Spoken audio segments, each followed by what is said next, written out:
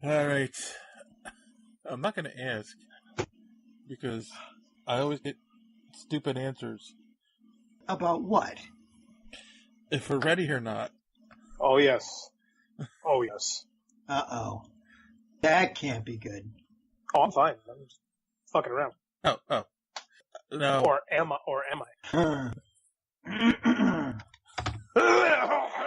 Oh, my God. I was jumping in. I don't like to be up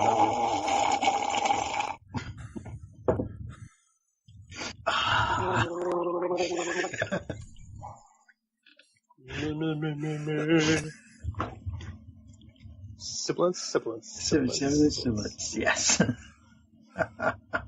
Hey, everyone! You're listening to Superhero Speak.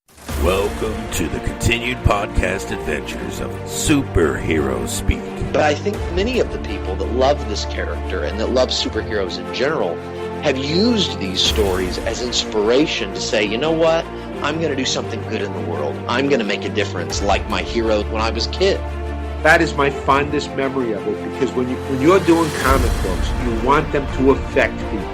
Right. You want people to care. You want to strike emotions. And I knew that Clone Saga was striking a lot of emotions. Can you imagine Pulp Fiction starring Goofy and Mickey Mouse? I can totally imagine that. I'm sure somebody's written that one quarter too. pounder with cheese and France, Mickey. What? Boy ale with cheese, Mickey. Yeah, I can totally. See? I would watch the hell out of that movie. Yes, I gladly sacrifice that my progeny to you, almighty Marvel beast. But Neil Adams is somewhere going, it's my time. How do you measure success? And I'm your host, Dave. It's thundering here again. Oh, hi. Yeah. It's John. And I believe it's JD. You believe. Did you But check the tag in your underwear? My wife will not label my underwear. My mom used to, and she refuses. Specifically because mom too. Ah, okay. Do you have problems with your underwear getting mixed up with other people's? I don't want to know. I don't want to know. Why are you asking that? Not in my family. I got big old butt. No one confuses my underwear for anyone else's. Well, that's good. So here we are on another lovely Monday night recording our show. And anyone have anything fun they did this past week? I have nothing. I saw The Meg and Coco, and what was the other movie I saw? Oh, Rampage. It was a movie weekend, apparently, out of nowhere. Was Rampage any good? Rampage was awesome. That is the most chemistry I've seen with a CGI character between the George and the Rock. That I don't think I've ever seen that much, I don't know, chemistry with the CGI character before. I've seen hatred against a CGI character with Jar Jar Binks, but that's about the closest I could come to this. The movie was really good. It was fun as hell. It's worth renting. All right. I love The Rock. And The Meg was good too, because Statham karate kicking a megalodon in the nose, you just can't beat it. Swimming faster than a megalodon. Hey, it's Statham. You just got to make allowances. Sounds like family fun for Getting hit on by Li Bingbing, a woman who's like maybe a third of his age. Again, it's Jonathan Statham. He's got his abs. And Jason Statham. Yeah, Jason Statham. Whatever. that might have been a little bit of never mind. A little wishful thinking there. Oh, by the way, if you hear some thunder, it's because we've been cursed on the East Coast, and we are having constant flash flood warnings for like the last couple of weeks. Yeah. My one coworker complained it's too much rain. Like he's having a hard time with his gardens, his vegetable garden. Well, half my front lawn is basically gone, and I've almost lost part of my driveway now. Less mowing. That's good. Always looking at the bright side of destruction. The shit sandwich. But go ahead. Yeah, so JD, bring us up a notch. How you doing? I'm okay. It hasn't rained here much at all. We could probably use it. I hate you. Moving on. Wow. Duly noted.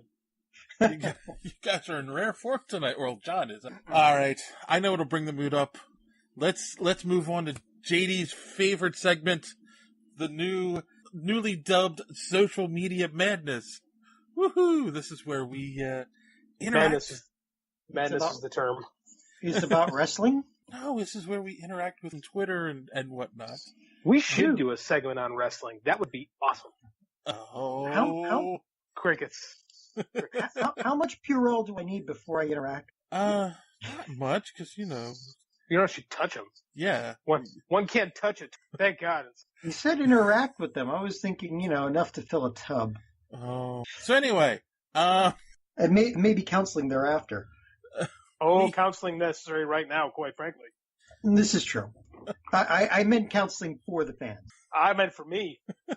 So we talked about the return of the Uncanny X-Men. It was something that San Diego this year. So are they canny now?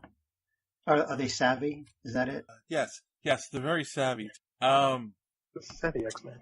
And the Marvel Universe MMO, at least that's their handle on Twitter, had said that at this point, I feel like you can never go home again.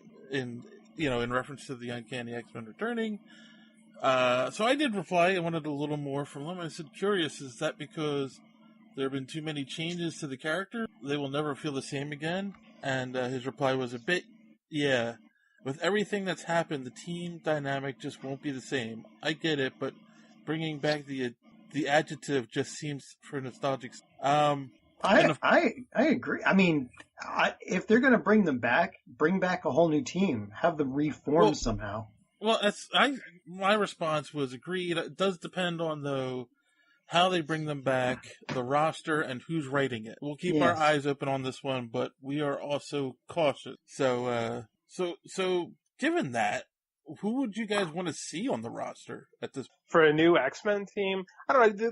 The comment it's weird to me. Like, Chris Claremont always, when he took over the X-Men during the heyday, let's be real, that he always thought the roster should be in constant flux and constant. Right. X-Men is probably the best example of soap opera in comics, and it can't ever go back to the way it was. And that's the entire point. If you want it to be 1990 or 1975, whatever you think is the golden age of X-Men, go back and read those books. I don't want it to be nostalgia. I don't know about nostalgia. I think Uncanny X-Men sells a lot of books. That's purely a business thing. Yeah. And these comics are usually a symptom or a reflection of the current time in which they're written because of because of nature, like you said, soap operas, but they're having problems of that day. It's going to be completely different these days with the current social concerns and all that. As well, it should. That's true. That's what the best popular cult or best popular fiction does. Is it holds that funhouse mirror up to society in some way, shape, or form, especially the X. So I mean, and again, you're right. It all comes down to who's on the book. And quite frankly, X-Men's, I don't know. Some guys I think nail it, and some guys really don't. I kind of think X-Men is the perfect because one of the biggest complaints from some people is with any comic and any stories when they change characters to fit the story they want to tell. Well, here's an opportunity. Let's bring in one or two X-Men, have all new characters. This is an opportunity to do that, I think. And Stan Lee said the best thing about mutants is you don't have to worry about how they got their powers. They're mutants. That's why he came up with it. What does that criticism mean, that characters change to fit the story? I think one of the best examples I can think of off the top of my head is in Civil War, the way Peter Parker acted. Same thing with One More Day. He wouldn't have sacrificed his marriage. Or Mary Jane wouldn't have sacrificed their marriage to save Aunt May, Mephisto. But anyway, but it's just, it is something that has happened and about it. This way, they can't complain about the characters not being themselves because they're all new characters.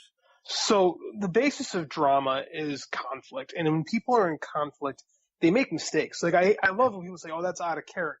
Well, are you in character all the time in your life? Do you not make mistakes?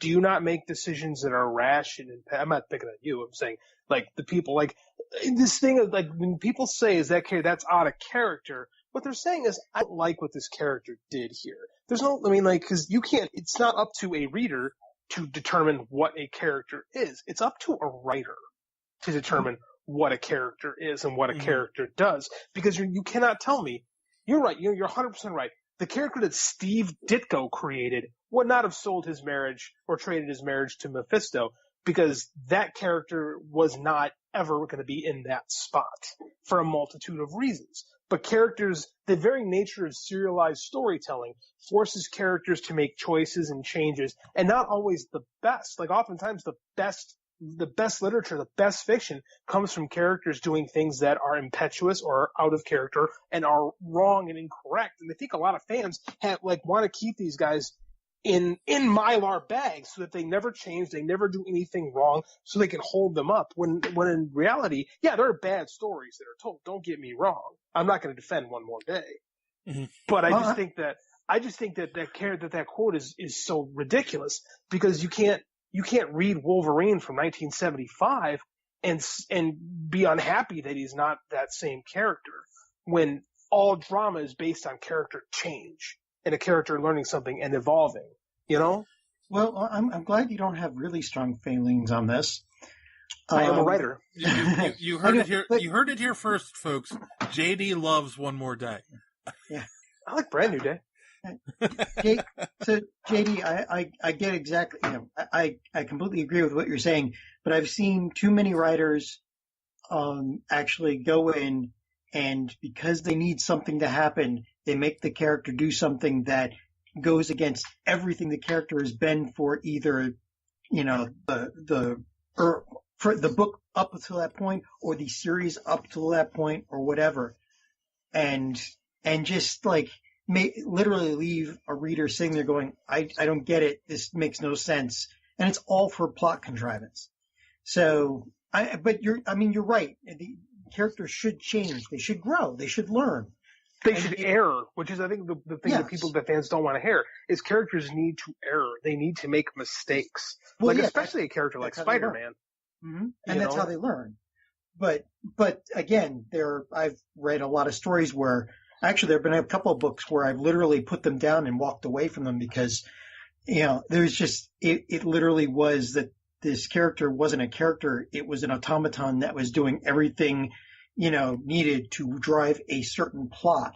It wasn't a character dropped into a situation and then reacting per that character's stated morals and history and all that to the stimulus, which, there are certain writers I follow that do that. The character will make mistakes. The character is learning and is growing, but their characters are very set in their ways, and you can guess what they'll do in any given situation. And that's a well-written character. If a reader can do that. That's a terribly written character. If a reader can guess what a character is going to do in any situation, what's the point of reading? No. They can guess within limits. That's horrible.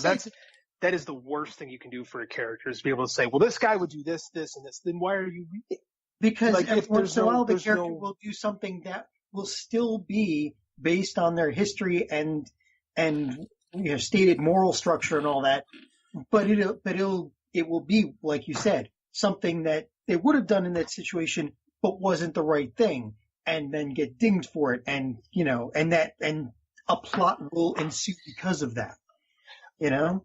But life evolves from people making out of character decisions. Why should fiction be any different? Well, I know, but you're not going to have a character that is like lawful good suddenly walk off and kill somebody for absolutely no reason. I disagree with that. People do that. I just thought this was a good opportunity to characters. It is. Well, damn it, they better be good. Okay. So let's move on. We could probably talk about this for an hour. And we have other things to talk about tonight. Kane Larson, in response to our mentioning the Edward Norton still being upset about the Incredible Hulk role, his response was Edward Norton was a better Bruce Banner than Mark Ruffalo. I think Kane Larson's being written out of character there. Well played. That's what I do. Yeah, I mean, I can't agree with that. I think I like Ruffalo a lot better. Edward Norton is he's a presence on stage. On screen. He can be bigger than life a lot of times. And I don't want that from Bruce Banner. The Hulk is bigger than Bruce Banner should be reserved. But when you hire an actor, they're going to give an interpretation of the character, much like a writer. They're going to see something different in a character and exploit that. So, I mean, they're definitely different characters. Or they're definitely played as different characters. I don't hate that as the Hulk. Movie has its flaws, but I always enjoyed it. I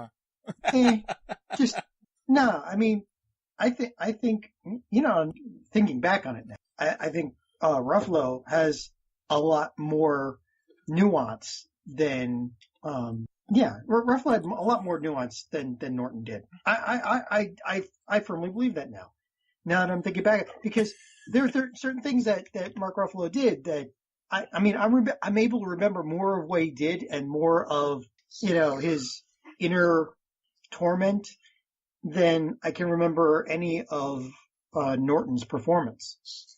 I think it's weird too, because we're comparing a guy who played the lead in a movie versus Mark Ruffalo, who's only played a supporting role. Right. In his time as the Hulk.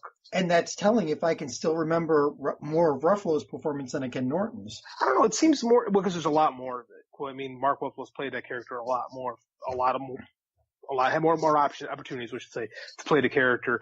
And I don't know, man. It seems like a lot of the stuff Ruffalo does as Bruce Banner played for laughs way more than what Norton did.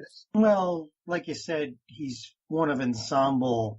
Right. And I think it's the ensemble that's making it, that they're the ones that are couching it in that kind of, jokey sense because of their personality. Right.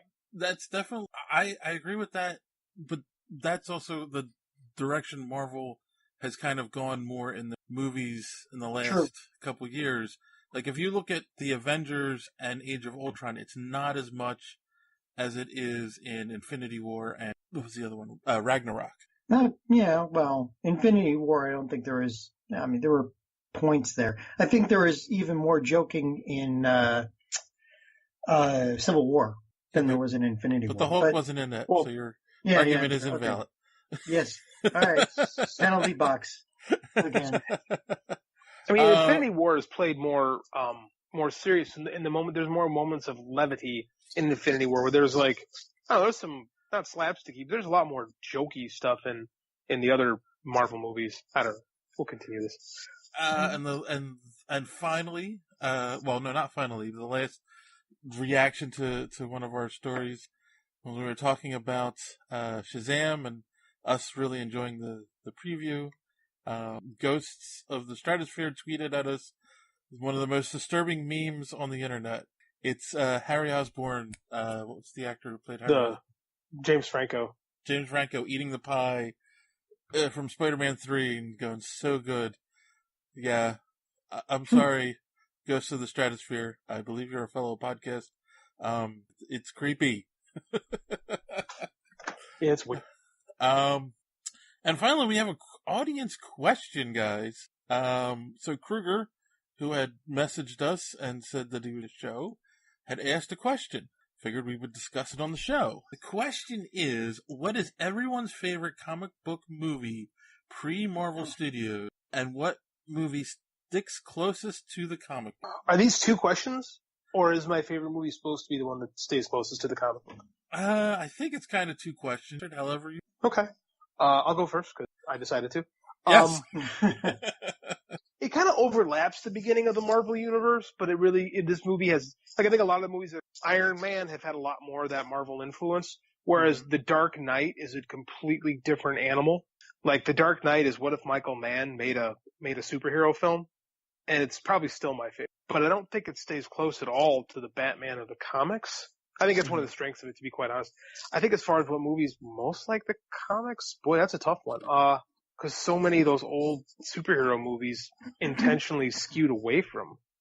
Gosh, maybe the Corman Fantastic Four? I've mentioned that before. I mean, that's pretty, as far as looks and character stuff, it's not a good movie, but it stays pretty true to the Lee Kirby Fantastic Four. Yep. I don't think it's good, but I mean, it answers the question. It's better than Silver Surfer. Yeah, I'll give you that. I will give you that. Yeah, all right, I'll go with that. John. Oh my gosh, I don't know. I think the second Captain America movie where he steals a car is pretty close. I could see Captain America stealing. There's the original Captain America movie. You mean and there was the made for TV ones? The red brown Captain America movies? I think so, yeah. Those are brutal. Seriously, I can't think of. I mean, Well, okay. Blade isn't even close. Okay. Besides that, then what's your favorite pre-Marvel Studios superhero movie? Oh, pre-Marvel Studios super movie? It's easy. The original 1978 Superman. That's a great movie. Yeah, I like that one. I granted, I have a lot of nostalgia for that. That was the very first superhero movie I ever really saw, and it was, I'm old enough to remember it, and my father brought me to the movie theaters to see it, so I saw it in the theater on the big screen, and, that's pretty hard to separate the nostalgia from the actual, the actual movie itself, but I think it was really good. I think the Donner cut is better, but it was good for 78, and really good for 78. Yeah. I feel that way about the 89 Batman. Like, I know it has not aged very well, but it holds such a special place for me that I still love it. Oh, I remember standing in line for that. A line Me too. that wrapped around the theater. I was 9 when that came out, so it was like, I had the whole, boy, I love, as a kid, cause, nothing is bad when you're a kid. It really isn't. But I mean, and it quenched my young superhero appetite perfectly. But looking back on it, I'm like, boy, this is a pretty flawed movie. I was 15, and I was part of that crowd where we were all screaming, "Yes, they're finally taking comic books seriously." I know. And giving us something close, something that's just like the comics. Wow. See, I was older than you both, and I remember that. But yeah, I know, I had the same thought, Dave. It was like, wow, a serious comic book movie after the original, Batman TV series. Yeah. And for that time, that was serious. And then they started doing the ice puns. But ice to and meet you. And the Bat credit card. Oh. I remember going to see that. I was 15, 16, something like that. And that's the first time I remember going to a movie and absolutely hating it. The first time I remember going to the theater and having a bad experience. Yeah. Oh yeah. Pretty much. See, I can't even think of any movie that's really close, other than maybe the original Superman movie. And obviously it's not exact and it has flaws. But the basic story is done right, Yeah. But my favorite is always pre-Marvel Studios, is always going to be Spider-Man 2. That's a good movie too. Yeah, I'll give it. All right. Well, thank you, Kruger, for the question. It was fun to walk down memory lane. And if anyone else wants to ask a question, shoot us a question at Twitter or slide into our DMs on any of our social media platforms, or you can even email any of us. We're all just Dave, JD, or John at superheroespeak.com. Cool. All right, now we got some news to talk about. We got a lot of DC news that is, but nothing really earth-shattering. First being, we got our first official look at the new Flash costume, and I don't know. Did you guys have a chance to take a look at it? Ooh, it's a different shade of red. Yeah, that's kind of how I felt about it too. I'm like, what? There's a big difference with this? Well, there's a little bit more mesh and a little bit less leather, I think. Oh. And they got rid of the lightning bolt design on the arms, and the belt's not a lightning bolt design. Like, they had gotten really close to the comic book costume, and now they've toned it back. To me, it sounds like you're saying, well, went from the spring line up to the summer fashion line. I can't tell the difference. I feel the same way. I'm not wired that way. Yeah. On a side note, did you guys hear about the slight controversy of the costume? Did it use like a different shade of red than they were supposed to? No. When there was leaked pictures of him on set, and apparently, I mean, if you've seen the leaked pictures, the cowl looks weird because it seems bigger on top than it is on the bottom and sides. And no, it's not because he was body shamed by people on social media for being Twitter God. sucks, man. So I just like, really? Like, that's weird. Tell them to go. My God, body shape. You know, it's like just tell them to go to Tumblr. You know, it's the closest thing to hell I can think of. It's just, I don't know. It was just weird. I'm like, really? Grant Gustin is too thin? I wish I was as thin as Grant Gustin. And if he put in a little weight, they'd be body shaming. Well, he's got a punch there. You know, how are you going to be Flash like that? It's like, oh God, it doesn't matter. They'll always find something. Ignore it. Move on. There's got to be something better to talk about. Well, it's going to get worse, but keep going. Kiana Madeira joins the Flash for season 5 as Spin. Oh, good. The embodiment of Twitter. Perfect. What? That's pretty much the character, yeah. Yeah. I was going to say, what do you guys think of them including that character? Timely? Well, I think that a really blatant advertisement for the No Spin Room on Fox is just really, really crass and belies just a complete ignorance of today's social issues. I mean, now I've heard weird criticism about this character, even from people like Kevin Smith. Like, they don't really, like, they're trying to come up with a villain to fit today's world, but it just, you know, somebody who's a social media influencer is a villain. Well, they had Dr. Doom. He was a blogger, wasn't he? My God. Forgot about that. Yeah. And wait, there was I'm having a memory of, like, to Spin, like, ride on a, what do you call it, a skateboard or something? I don't know the character. I don't know. It's a newer character in the book, so I'm not sure. Because I think you're thinking of a Spider-Man villain. Yeah, Screwball? I can't remember her name. Okay. Similar. She's like a YouTube vlogger whose name I just can't remember. On the really, really bad current Spider-Man series, animated series. Oh, the one? Yeah. Well, the current one, there's always a new one. It's just, I'm talking about the current one.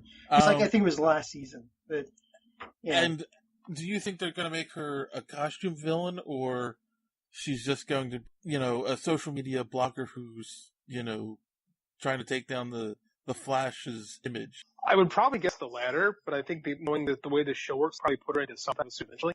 A villain like that doesn't seem like it needs a suit to me, but, you know, comics got to draw something. Unless he stops her, she's mad. Then she puts gets on the costume. Yeah. It'll have a big 4chan emblem on front, and 8chan on the back. 8chan. Perfect. I think we've written her character for the season, guys. So her hideout will be the dark web cave. All right. So I can't believe that's not a Spider-Man villain. The dark web. I know. Oh no. It writes. All right. So we haven't talked about Batwoman yet on the show. Perfect. So they announced. They initially announced the Batwoman in the crossover event CW this season when they cross over all the shows. Apparently there was so much positive fan reaction. Oh yeah, from them introducing Batwoman that they have greenlit and are fast tracking a show in the mid-season premiere. They didn't plan this prior. This was just like, some people were excited about, like, oh, well, let's make a show. Before we've seen her in costume, before we've seen the actress portray her. Well, they're going to do a good job. Maybe. So yeah, I mean, I watch Orange is the New Black, so I don't know anything about her as an actress. They did that on Arrow when they brought in Grant Gustin to play Barry Allen. That was a backdoor pilot. Yeah. Right. No, so it's not like this has never happened before in these shows. Right. It felt like the Flash was more planned out than this woman thing. And that's what makes me nervous. What? This whole thing sounds planned out to me. You don't think so? It feels like they might be rushing it, and that's what scares me. Well, we're down to 9 superhero shows now. I mean, can't have that. We got to keep making those things. I mean, they just. Yeah, well, along those lines, Arrow isn't going to last for much longer, I think, because it feels like they're running out of ideas. 7 seasons of a show is a long time. Oh yeah, well they've got more than enough for syndication now, even if that's a thing these days. More like streaming rights to some streaming center now, but as that's not going to last long. I don't know. I think Flash has some gas in it.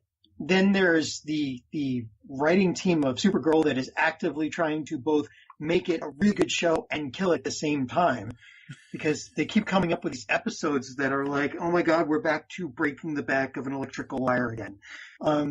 So yeah, they you're right. They need to round out the roster and keep some life going. I'm actually surprised that they're going to bring Batgirl into the crossover and not Black Lightning, because on Black Lightning they mentioned Supergirl, so it'd be possible to bring him into it, as long as they're not segregating their series.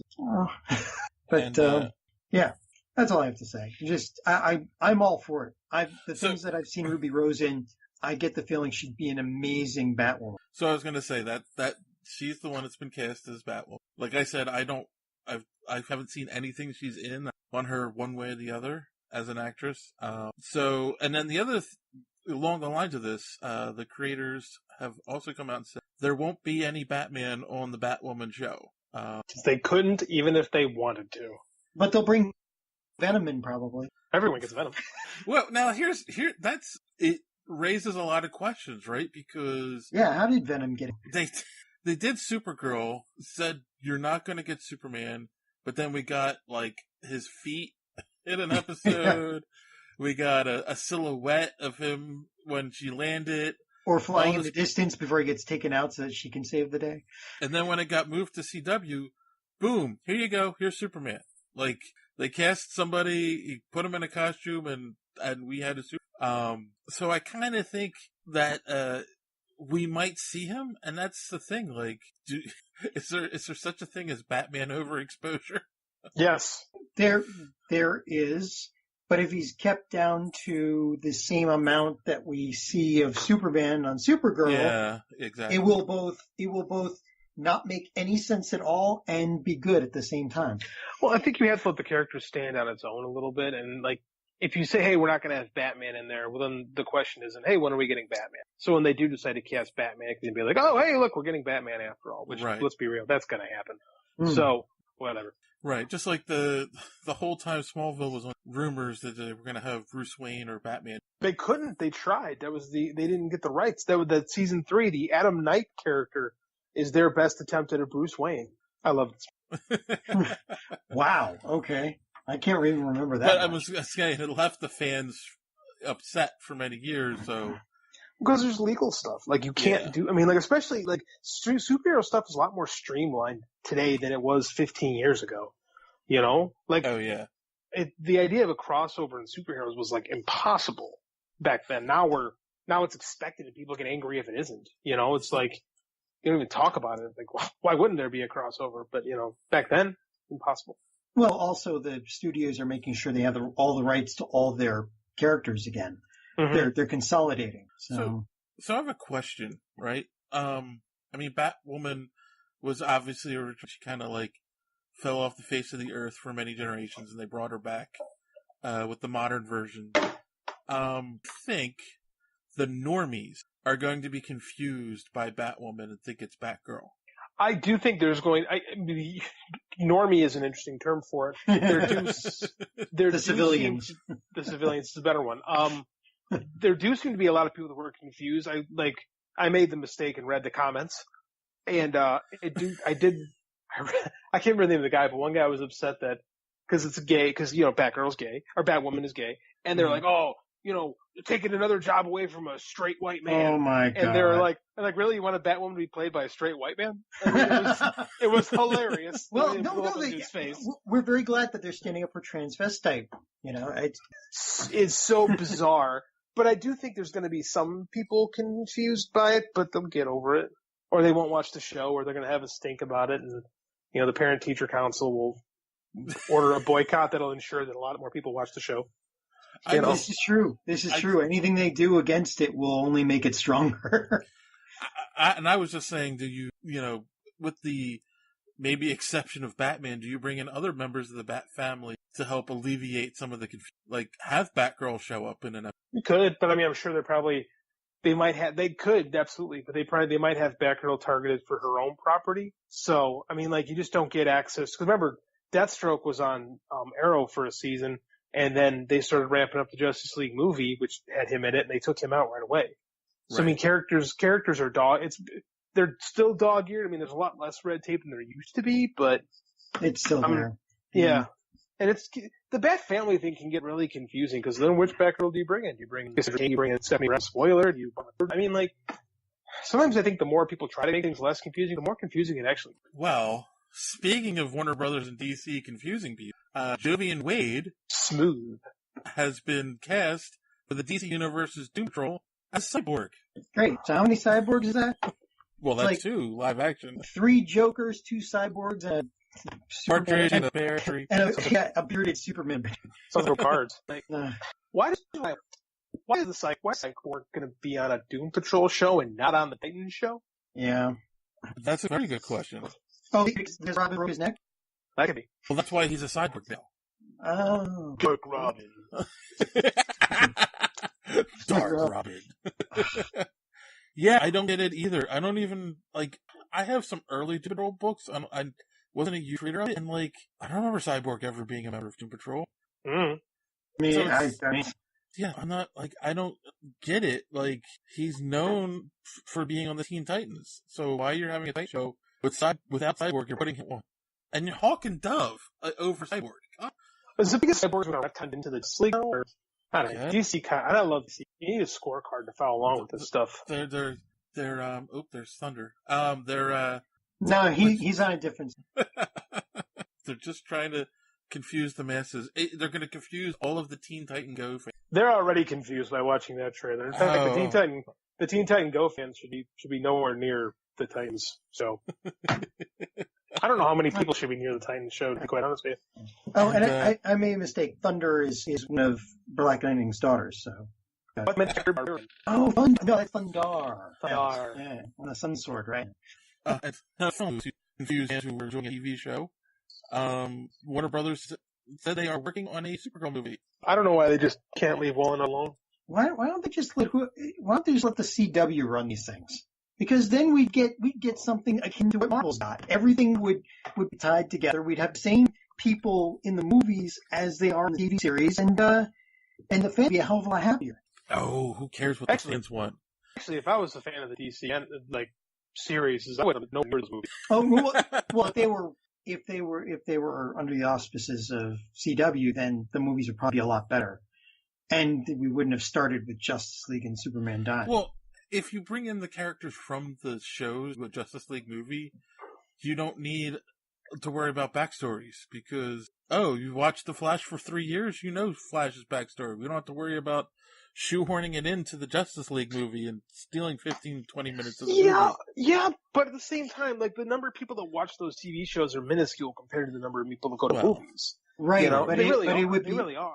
I hate to use one of the corporate words that are thrown around at my office, but it would synergize. You would drive people to both properties from both properties. Hasn't worked for comics. No, not in a long time. That's a print medium. We're talking video medium here. Print is dead. All right. Let's move over to the other side of the aisle where things maybe are a little less confusing. Bit of a slow week, I'd say. Would you agree? On the Marvel side of things, yeah. Yeah. So Terry Crews apparently didn't watch Deadpool 2 because he forgot that he died in it, but said he would love to come back as Bedlam for Deadpool. Well, when it reboots the universe to save the Avengers, then sure, we could bring it back. Well, I would say this: if you get away with, bringing back a character and just ignoring that he died, you could do it in a Deadpool movie. That's true. Yeah. So, would you want to see him have more of a role in the... I'll watch Cheeseburger Eddie in anything. I'm with JD on that. All right. So Terry, you've got our vote. We hope they bring you back. Okay, so now, Infinity War. Did you guys watch that movie? As a matter of fact, I just saw it again on Sunday. You're not supposed to buy those bootlegs. No, it's on the, we bought it on, we have a 2-year-old that's obsessed with Avengers. He just popped that thing on and he's just like super happy for 10 minutes. Yeah. 10 minutes. How many fast forward, numbers you have? It's like. So the Russo brothers have confirmed something about the Red Skull. Since the Soul Stone was taken, he is free to leave Volmir and could possibly pop up in another MCU movie where Captain America won't be because he's ending his contract. Well, there's evidence, but it doesn't mean Captain America won't. Then it makes no sense. Oh, well, it makes all sense. Fine, it's Marvel. There have 2 other characters who are in the MCU currently who have worn the Captain America mantle. That's true.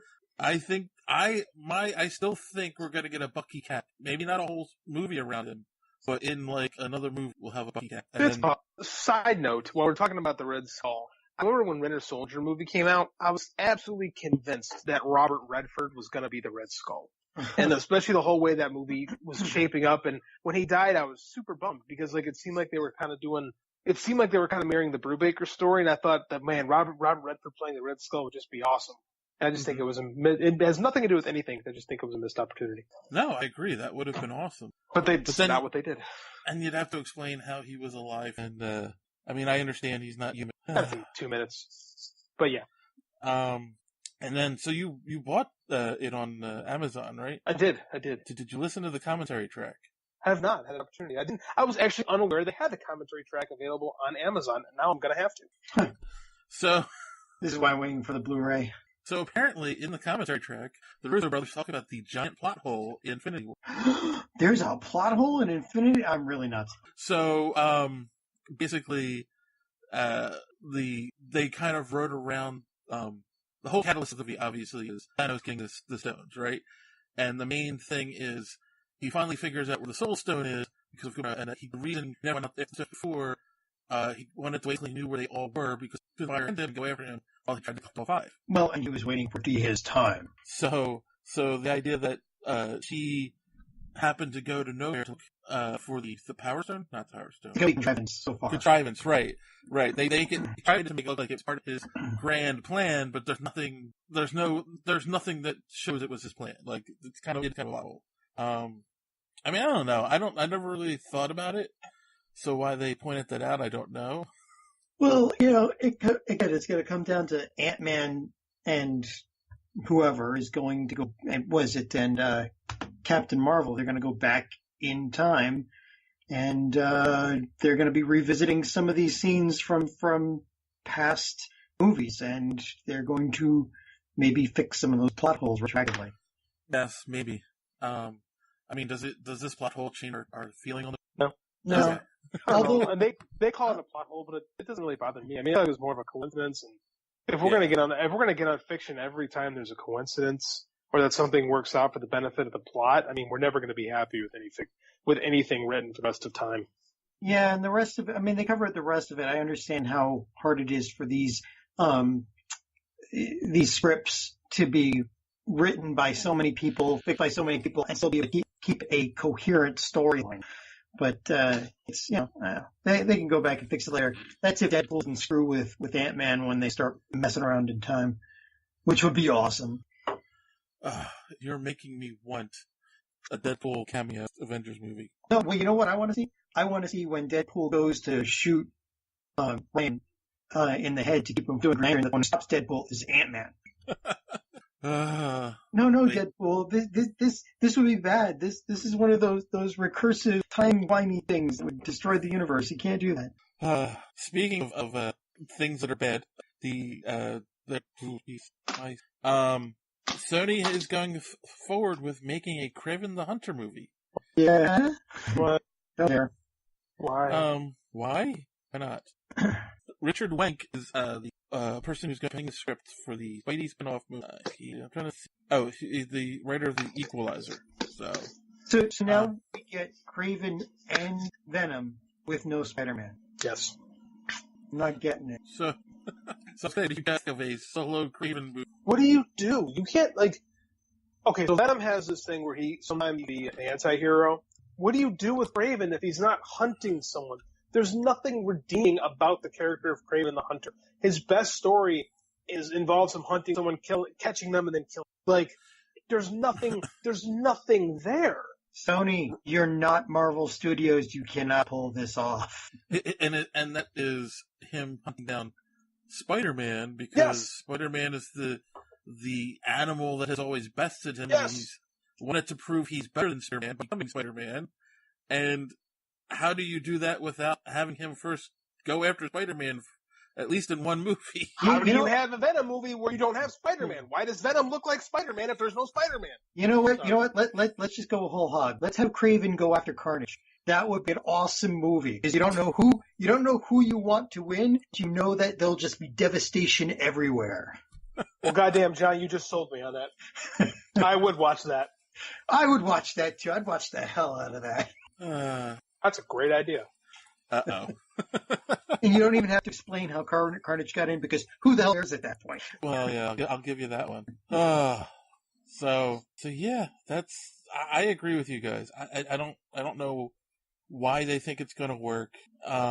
It's the idea of a solo Joker movie without Batman. Like, Joker works when he's playing against Batman.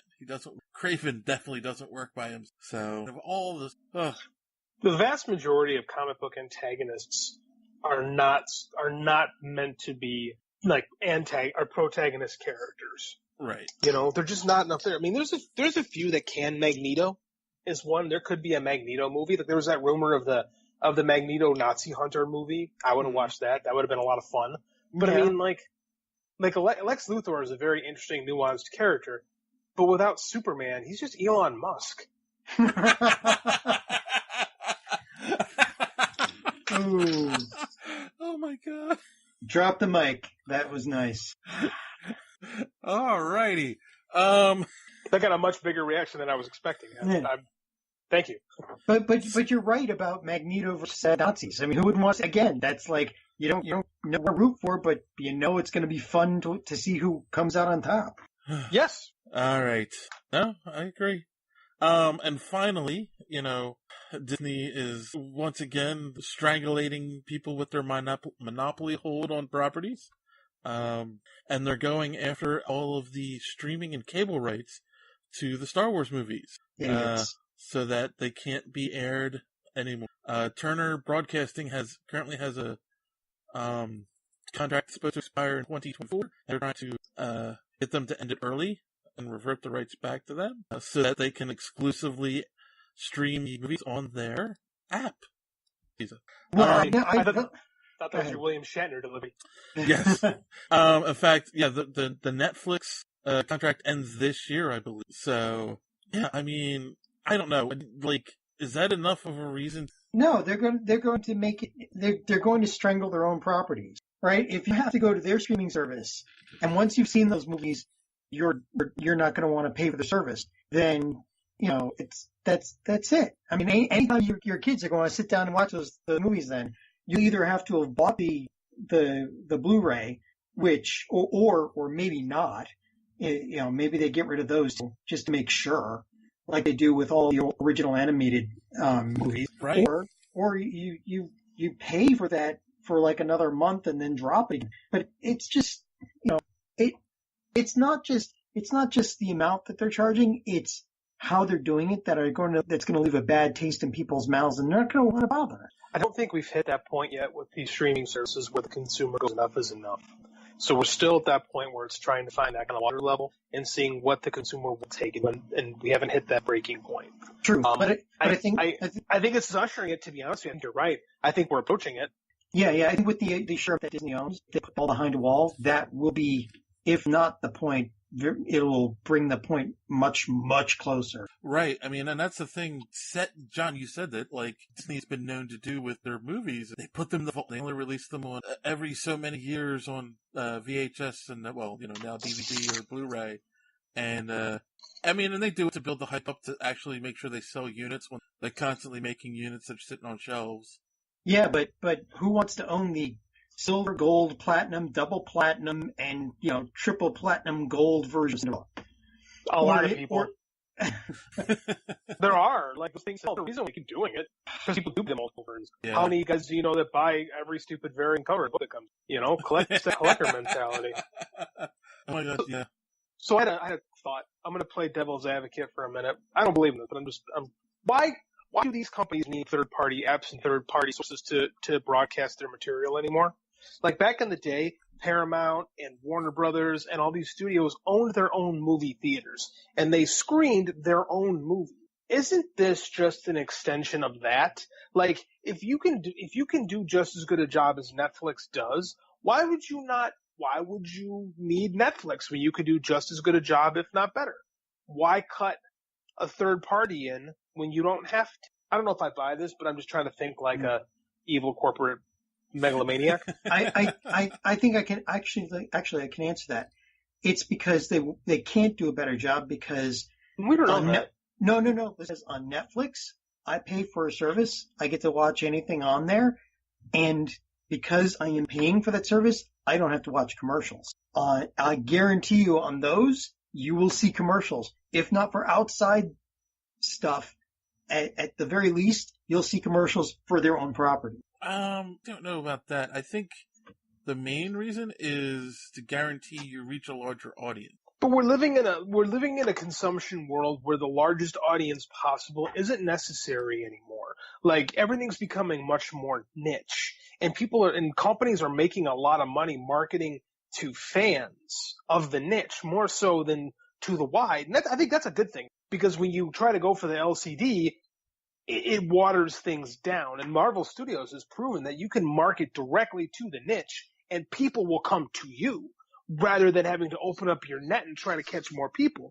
Like, Marvel movies are successful because they hone in on what Marvel is, rather than watering it down so that, the layman can understand it. Like, the business now, and this is when you read about, entertainment stuff in the era of digital media, like, you're telling people to embrace the niche, not just catch the widest net possible. Right. Because the nets are so damn wide now, True. Other than, I don't think, because you're also now going to have the niche separated on different platforms. If you love comic book movies and comic book cartoons and all that stuff, you're going to have to get the Disney app, you're going to have to get Netflix, you're going to have to get the Warner Brothers, or the DC app, and why not throw in Marvel Unlimited, on top of that. Well, that's what I'm saying. We have not found the consumer breaking point yet. And I get their mentality is, if I'm Disney, why do I need Netflix? And I understand where their line of thinking is. Like, as a consumer, it sucks, but, I get their point of view. Right. If you can control the means of production, if you can control your distribution outlet, and you have just as big a reach. Like, the Disney brand is a more powerful brand than Netflix. It really is. So why wouldn't they? And if this fails, it's because they screwed it up, not because of anything else. You know what other entity controls both production and distribution? Drug dealers. They're successful. And to go along with that, niches get stitches. That was good. Okay. It's not a one-to-one comparison because there is some differences, but you can also look at the comic book industry, right? When they went to the direct market and they stopped selling the books in convenience stores and bookstores, like, you stopped seeing your spinner racks everywhere because everything was being done through everyone's favorite company, Diamond, and went direct market. And but here's what happened was, it's like, okay, well, you want to carry the latest Spider-Man, you order 10 copies to have in your store, and if you don't sell all of them, you can't send them back for a refund. You put them in a dollar bin or the discount bin until they end up in the dollar bin. I think I get where you're coming from on that. And Marvel tried to be their own distributor, and that's what literally almost crippled the company. Yeah. I think the difference is these decisions are being made when demand is at an all-time high. When the comic industry kind of imploded and went direct market only, it was really when demand fell. I think that's a big part of the difference. Now, again, we talk about that every week. It's how do you get new kids into comics? It's very, very difficult. You know, I don't think we're going to I don't know. I mean, like I said, we're in a new territory, and like there's always going to be YouTube. And I think YouTube has become the salad bar of pop culture consumption. That's where that's where fans can discover things, you know? Yeah. As opposed to, I think YouTube might be the best thing we had to a newsstand in this day and age. Fair point, but yeah. It is scary, but yeah, I'll give it. Right, I mean, because as of right now, it's still free to be on YouTube and free to use it. So that's where you go and, you know, companies can put clips up of shows and put up advertisements and previews and all that crap, and you can get your taste of it and decide if you want to go and buy the thing or not. Yeah. Because you do have to discover, like there has to be a gateway entity to get people excited about things. So that's the question. Does this idea of everyone having their own streaming app work in a world where we don't have YouTube? I don't know. Like I said, I get the whole idea of capitalism is to make as much money as possible, keep it for yourself, and make sure your competition withers and dies. So take of that what you will. So I think there is a problem with that. And at what point is corporate greed put in check by, you know, the need to grow a product? You know, and smart people understand, well, we got to get, you know, like we talk about drug dealers, say the first is free. You got to have that, and we'll see what wins out. I mean, it's so weird. I was thinking about this, about how differently media is consumed now than it was just 10 years ago. Oh yeah, like it's crazy. Like I don't think there's been a cultural shift like this since probably the 50s. You know, when television first became a real like household thing. And again, people had to figure that out, and I think we're still like society and is still trying to figure out what to do with this new way of media. I mean, I don't think these corporations are doing a fantastic job. Oh no. You know? But I mean, everything is still new. Like these books are being written. It's kind of cool in that regard. Yep. Well, here's a really bad segue. Speaking of cool things, we're going to end tonight's episode with an interview. We did attend Wizard World Philly this year, but my illustrious co-host kept all the interviews hostage until they're mine. I'm filthy rich. I'm a wealthy miser. I'm socially secure. Until he actually, you know, decided to go through them and upload them so that we can start sharing them. But we talked to some really good people, and these interviews need to get out. So here we go. So for one, we apologize for the delay, but we'll be spreading them out over the next couple weeks and make sure we get at least one per episode. And we're starting with a couple of guys who were back on the show in episode 77. So that was a while back. That was a while back. And we ran into them, and it was Mike and Tim from Superbud, the comic. And you did the interview, John, so if you have anything... Well, it's Superbud, so I don't remember much. Well, if you guys remember, back in episode 77, it was a strain of marijuana that gives them their powers. Yep. And, like you said, Mike Dean, Tim Radecki, and if you want to go to their website, it's facebook.com Superbud Comics. Also on Twitter, also on Instagram. That stuff will be on our site. But Route 2, boy, there's so many jokes. Two really chill dudes that wrote a comic are still doing it since we last talked to them, like Dave said a long while ago. And here's the interview. You know, listen to them yourself and check out their stuff. All right, this is John, Superhero Speak, day 2 of the Wizard World Philadelphia, and I am here with... Hey, Tim Radecki here, Superbud Comics with Mike Dean. And we've talked to them before. You guys do the Superbud thing. And about half an hour ago, I was at the panel that you guys did, Indie Comic. That's right, yeah. We called it Get Off Your Couch and Make Your Own Comic, just as an intro-level course to anybody who's interested in doing a comic, maybe has no experience, what to get into, what that world is going to look like for you, how to get... And the takeaways I got from that were make comics for your mother and Hitler's weakness is kung fu. So You're taking detailed notes there. I know. I mean, I'm sure I got the gist of it, right? Definitely. So how's it been since we've talked to you last? It's been a couple of years, I think, maybe. Yeah, I think we were still doing the Kickstarter for issue 2 when we last talked. Okay. So since then, we put out issue 2. We're currently in production on issue 3, and we've done a lot of pitching actually in the meantime, and we worked on 2 other comic books. So we're coming back to Superbud, trying to go full throttle now and get the trade back out as soon as possible. Have you done anything else in the meantime, or just? Yeah, right now we are in the process of pitching to other companies. We're doing a comic called Grave Brigade, which is World War II. It's like monsters for soldiers kind of thing. We'd say like the Dirty Dozen meets Universal Monsters, like a shoot 'em up kind of thing. A group of off the book soldiers from World War II against monsters, Wolfman, Frankenstein, that sort of thing. Really classic monsters. That sounds pretty good. Yeah, it's a lot of fun to write. That one's a really good fun. It'll probably do much better than Universal's Dark Universe. Yeah, it's not going well for them, right?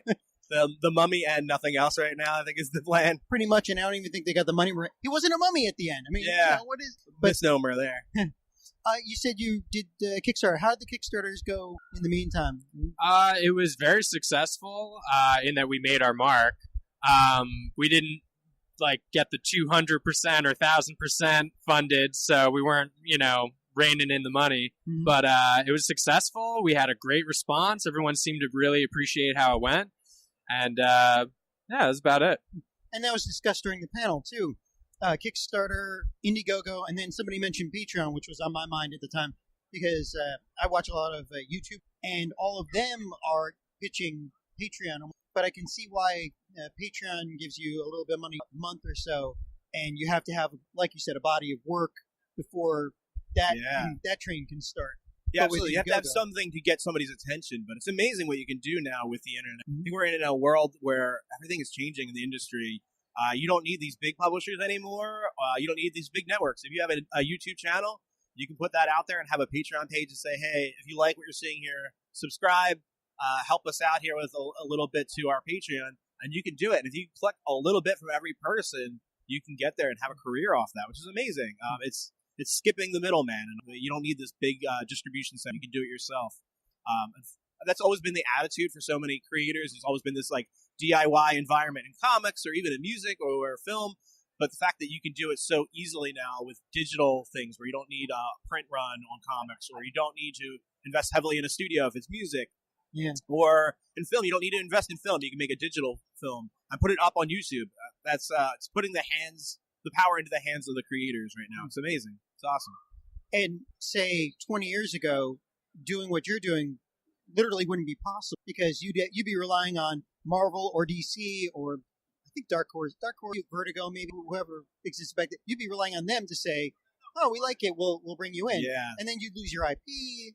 But now you get to keep your IP. You get to make a little money on the side, but you also get to create the way you want to. You Absolutely. don't have Big Brother over your head saying, we don't like that, or it's not PC, or whatever. Which is a huge thing for creators, to have that kind of freedom to do what you want the way you want. And luckily, we live in a world where we can do that now. You could certainly do it back then, but it was hard to get it out into people's hands that way. You had to come to a con and get it in somebody's hands, which is certainly the best way to do it. So you can meet people and have that personal connection. But we can do so much with online, especially with a niche comic like Superbud. It's kind of like this jokey comic thing with a whole weed subculture to it. Yeah. So we can find that niche audience online and get devoted fans that we've never met in person because they are on the other side of the country or the other side of the world. Yeah, and also just even the production of the comic has been all online. We have 3 titles that we've done, and none of the artists live in our proximity. Oh. We do all of it online, which is not what it just would not have been possible 20 years ago. And you mentioned, what was it, DeviantArt for finding, but where did you find your artists? Well, Tim Lottie, who does Superbud, that was just total happenstance. I was working at the New Orleans Wizard World as a videographer, and we were at the time looking for artists for Superbud, and I saw his banner from a good 50 yards away, and I was like, that's the style that we've been looking for. Oh, Lottie Inc. And so I just memorized his name because I didn't even have time to go and get a card. So when I got back, me and Tim were talking, and we found him on Facebook and just started talking through there. And then we just hit it off right away. We had him do one commission for a cover, and we just loved it. And we were like, this is the guy. No, yeah, that's way luckier than I've heard from other creators. People, yeah. Yeah, we hear plenty of those. Was this the first panel that you've done on this? Yeah, this is our first panel. We were really excited to do it. We learned a lot from going to these panels. We kind of wanted to pay it back in a way. We jumped in head first with Superbud and made a lot of mistakes. And then we're going to panels afterwards and going, oh, you know what? That was good advice. We should have done it that way. So I think we've learned a lot in the few years that we've done this. And it just felt like a great opportunity to come back and like give it back to people that were interested in it. Maybe have no idea. They're interested in the subject matter, but have no idea where to get started. That means you've talked to a lot of creators about this stuff to have more things to talk about at the panel. What stories have you heard about people trying to get their projects off the ground, like good and bad? Like do you have like a horror story, a really bad horror story you heard, or really good there's always horror stories. Like I was saying at the panel, in a way, you can put it up on Kickstarter. It's a great litmus test to see if your comic has an audience. The first thing, the best thing to do is the best advice. Make the comic that you are the most excited about, something that you are most interested in. You don't want it to be something that you're just chasing a fad of that's popular right now, whether it's, vampires or zombies or something. Let's do that because it's popular. Because one, it might take you a year to get that off the ground. By the time you do that, fad might be over. Then two, if you took a risk on it and it wasn't even something you were emotionally connected to, it's never going to feel rewarding to you at all. And if it doesn't work out, you're going to be that much more upset about it. And I think ultimately the audience can tell when you're passionate, so to have something. But yeah, there are always these horror stories. And I think it happens with people just getting involved, hitting the ground running without doing that research first. So if anybody is looking for advice, I would say just do your research, read about what other people have gone through, what other creators have gone through, and try to learn from their mistakes before you get started even. And if I remember correctly, have art on your Kickstarter to get people interested. Yeah, with a Kickstarter, if you think about it, somebody might scroll through 100 projects that are up there. So to have that art that's amazing, that's going to be eye-catching, that'll bring them in. Like I had said, you can always get somebody interested in your story after that, but that initial art is what they're going to, that's the lure, and then hopefully your story will keep them there. Going back to Superbud, you guys co-write it? Correct, co-written. And how is that? Is the storyline or the reception of it changing, given how a lot of states are now legalizing? So it's not exactly a counter or underculture or whatever anymore. It's like it's definitely changing the landscape from when we first started. When we first started, it was not legal recreationally in any states. Yeah. And it's definitely helped with the reception. People don't kind of get that scared look in their eyes as often, the publishers anyway. And I think it's just helping us to kind of branch out. Yeah, absolutely. I think it's so amazing that we've gotten to see this change over really 5 years. How much the culture has changed in subculture. When we first started, it was like, oh, it's all about this lab working on medical marijuana. Right now, it could be a lab working on just recreational marijuana because that's become so popular. And it's great to get in now because I feel like in 5 years it might be a totally different world from where it is right now. So, and you'll have been in on the ground floor. Yeah, exactly. That's the goal. But does that mean? Weird aside, does that mean like you could take some of your comics and sell them in Colorado in those stores? We've actually talked to a couple. We spoke to some dispensaries in Portland. They are the dispensaries, not so much, but they will let us advertise at the dispensaries. I think they have like pretty strict laws on what can and can't be sold in a dispensary. Yeah. But head shops and places like that are helping that business, those are all open to it. Those are the shops that sell the paraphernalia, but not exactly for real use, technically. Yeah. Okay. Exactly. Quote unquote. I mean, yeah. Not that I'd know about any of that. So, all right. Well, what else? You said you've got another project that you're trying to work on now. Do you have any other things coming down the road? We do. I don't know if there's anything we can announce right now. Mike and I, because it's the way that we work years ahead of time. So we've got 10 projects right now in various forms. Some of them are for the screen with like TV pilots, spec scripts like that. Other things are comic related. You can mention them. We'll edit it out. I promise. So right now the biggest one is our Great Brigade. Currently pitching to other publishers, an indie. You're publishing it downstairs because I know a couple of other people have pitching ideas downstairs right now to. Yeah, we're not doing that this year. Hopefully next year. Oh, good luck with that. What do you think of the convention so far? So far, it's great. I think it's a lot of fun. Thursday night was a little slow, but as Thursday should be. But it's Friday, and it's a lot of awesome costume. There's a guy from DuckTales right there. That's awesome. Walking by the table right now. He was in the Gizmo Duck. Yeah, he was on the cosplay panel a few minutes ago, awesome. Actually. So yeah, it's a lot of fun. I can't wait for the rest of the weekend. You get a lot of your fans coming by, or do you have? You're finding fans more and more. It's amazing. Yeah, you've been around for a while. Yeah. It's awesome to see, especially being local here in Philadelphia. People coming up just 5 minutes ago. Oh, I got issue 1. Let me get issue 2 now. It was years ago they got it, so that's really great. To have that kind of a come back. It means a lot to say that they read it, they enjoyed it. I want to get the next one. It's nice too. This is actually the first Philadelphia convention we've been at, and this is our hometown. This is the headquarters. And we have our comics in stores around here the most, like Amalgam, Capes and Cowls, Brave New Worlds. Amalgam, we've been there. Yep. Yeah, so it's really nice. Like now people are actually coming up who are local that actually have seen our comic in stores versus people who are maybe finding us for the first time. Mm-hmm. On Comixology, or people who've seen you on Comixology. Comixology, or even just like they come through and they've only seen us at a convention because this is our first Philly one. Why is this the first Philly one? Wait, because there's the Great Philly Comic Con, there's a couple in New Jersey. Yeah, we had conflicting dates in previous years, so this is the first time that we made this a priority to come to, and so far I'm a big fan. Better turnout than I was expecting. And this is only Friday. Yeah, absolutely. So we got Saturday to go. We missed Greater Philadelphia Con because we were just at East Coast Comic Con. They're both on the same date, which is tough in the tri-state area. I heard there was 3 cons. It's tough. You kind of have to pick and choose which one you go. We were trying a different crowd there. Well, we're glad to see it this one at least, and maybe at the Philly Comic Con next year, depending on because the scheduling has been weird this year. This is only like 3 weeks after the Philly Comic Con instead of 2 months. Yeah, we haven't even finished releasing our interviews from the last Comic Con. We'll see how that affects business if there's less traffic. As we go, okay, I saw that last month or whatever it was. Yeah, it doesn't look like it. This is busier than a lot of people expected, as our listeners can see, right? All right, cool. Okay, where can they find your comics and you?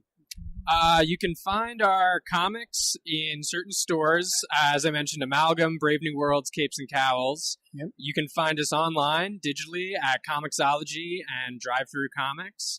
And what's our social medias? At Superbud Comic. Yeah. As well as superbudcomic.com, which will probably just take you straight to the Comixology or the Facebook. Okay, and Kickstarter's coming up, or you still running? Yeah, nothing we are ready to announce yet, but we're looking into that for a trade back once we get to 5-ish. When that goes live, we'll talk to you again.